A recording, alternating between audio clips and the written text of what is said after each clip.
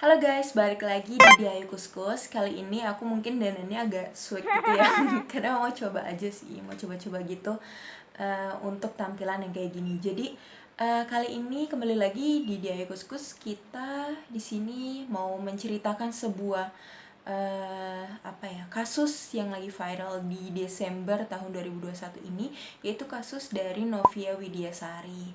Bener gak sih Widyasari? Oh iya, Widyasari bener.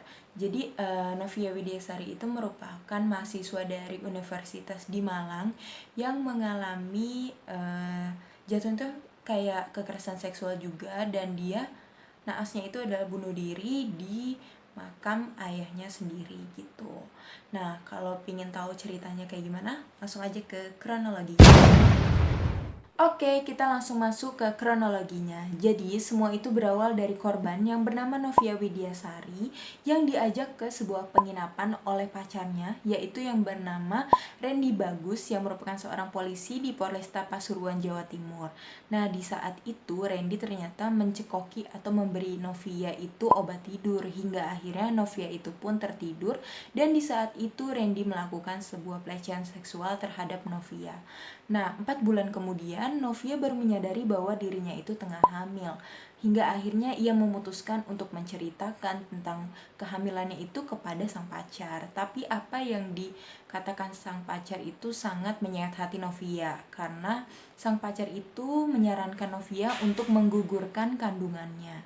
Setelah itu Novia pun tidak menginginkan hal tersebut ya, hingga akhirnya tidak ada kejelasan dari si Randy mau diapakan masalah ini, mau bagaimana, hingga akhirnya ia pun menceritakan kejadian itu atau masalah itu dan kehamilannya kepada orang tua Randy.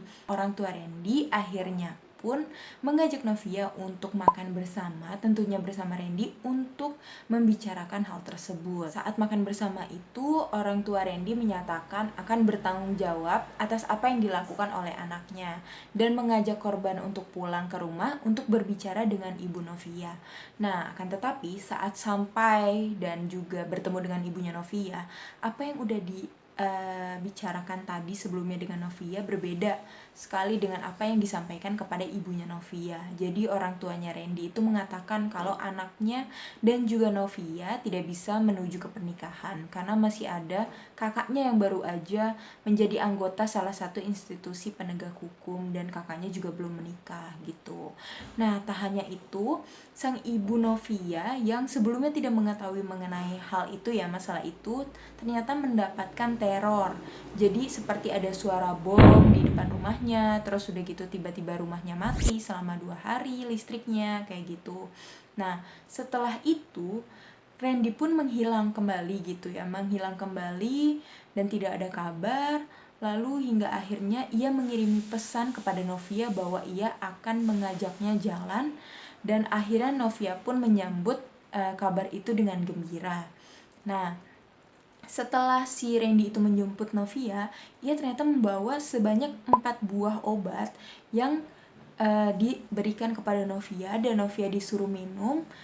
Dan dia juga mengatakan bahwa setelah minum obat itu jangan makan atau minum lainnya gitu. Hingga sore harinya Novia merasa lapar, dan saat itu dia juga merasakan bahwa perutnya sakit. Nah, ketika ia memeriksakan ke toilet gitu, ternyata sudah ada darah lendir gitu keluar dari organ intimnya, dan ia baru menyadari bahwa dia telah mengalami keguguran. Nah, hingga akhirnya ia ternyata masuk rumah sakit karena drop pendarahan seperti itu, dan juga sempat kritis juga. Nah, sepulangnya dari rumah sakit, Novia itu semakin depresi, semakin tertekan, hingga akhirnya ia nekat untuk membeli sianida dan memutuskan untuk menceritakan semuanya kepada keluarganya. Tapi apa yang didapat Novia, ternyata keluarganya itu malah mencaci makinya, malah mengancam membunuh, dan juga karena ia dituding mempermalukan keluarga gitu.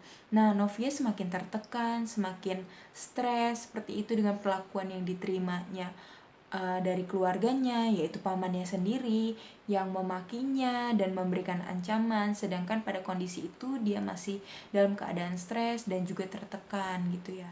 Hingga akhirnya pada tanggal 2 Desember dia memutuskan untuk bunuh diri di samping makam ayahnya dengan meminum potasium cyanida yang dicampurkan ke minuman favoritnya, yaitu Chat Time rasa red velvet.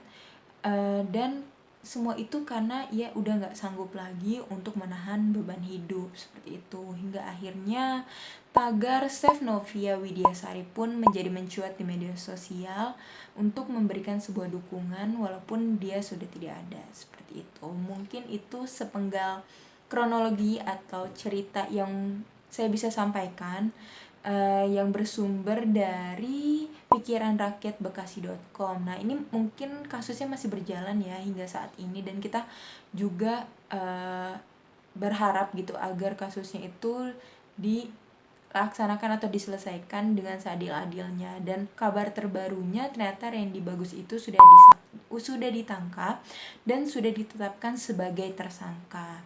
Seperti itu. Mungkin itu yang bisa aku ceritain ke teman-teman sekalian. Dan untuk progres kasusnya mungkin nanti akan diupdate oleh di media sosial maupun di televisi. Kita kawal terus kasus ini, jangan sampai ada Novia lagi selanjutnya gitu. Dan kita harus menegakkan keadilan di negara kita ini, karena semua orang berhak untuk memperoleh keadilan. Dan ini juga sebuah kasus pelecehan seksual yang menurut aku juga ini sangat miris banget ya teman-teman, karena mungkin padahal pacarnya sendiri gitu, dan juga ya harusnya mungkin bisa diomongkan baik-baik, dan keluarganya pun mungkin juga harus mengetahui mengenai mental anaknya seperti apa, dan jangan langsung aja menjudge seperti itu gitu. Dan mungkin bagi teman-teman di luar sana yang mengalami hal tersebut, teman-teman tuh bisa langsung aja mungkin bercerita dengan teman, bercerita dengan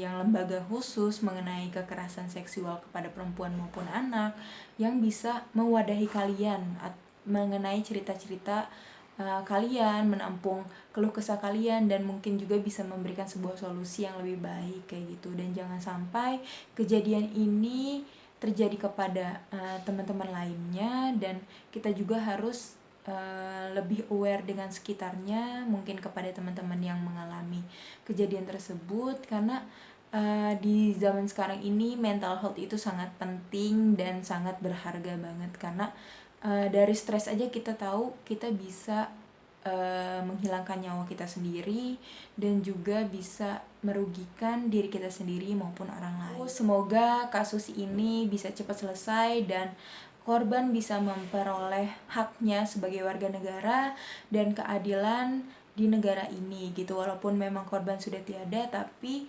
ini bisa menjadi sebuah pelajaran untuk kedepannya, untuk lebih memahami bagaimana seseorang yang memperoleh pelecehan seksual di lingkungan kampus pun ternyata ada gitu, dan juga di lingkungan sekitar kita juga. Jadi kita harus lebih aware dengan lingkungan kita harus lebih preventif gitu untuk menjaga teman-teman kita agar hidupnya itu bisa lebih aman, tentram, dan juga nyaman. Karena sebaik-baiknya manusia itu adalah yang berguna bagi orang lain. Mungkin dari aku seperti itu. Terima kasih. Wassalamualaikum warahmatullahi wabarakatuh.